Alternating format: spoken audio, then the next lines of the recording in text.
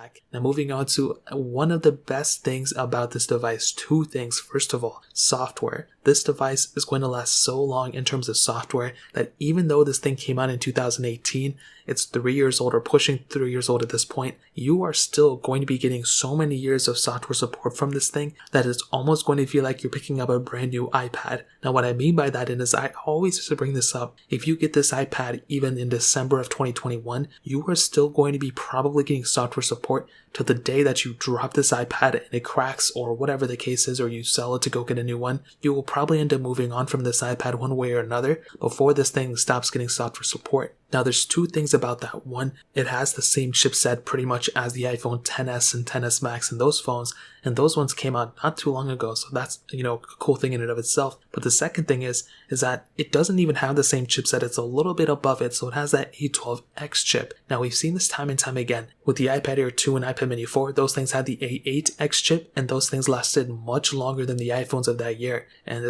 I kind of see the same thing going on here. Because the iPad Pro 3rd Gen and the iPad Pro 4th Gen look so much alike, I kind of see, the same thing going on. And the iPad Pro 4th Gen has like the A12Z chip or something like that, I don't even know. So you're going to be getting long-lasting iPads from both, so that's great. But the battery life on both iPads is great as well. So that smaller iPad, the 11-inch one, has a 7,812 mAh battery. The bigger one has a pretty big 9,720 mAh battery. So that's kind of a big difference. If you want to get a better battery life, going up to that, 12.9-inch model is going to get you overall better battery life from what I've seen and from what I've heard. So keep that in mind. I've only tested the 11-inch iPad, but from what I've seen and from all the reports, it looks like that 12.9-inch iPad is far better experience from what I've seen. So keep that in mind, but that's kind of what I'm saying at this point. So that covers up pretty much one of my favorite things about this iPad.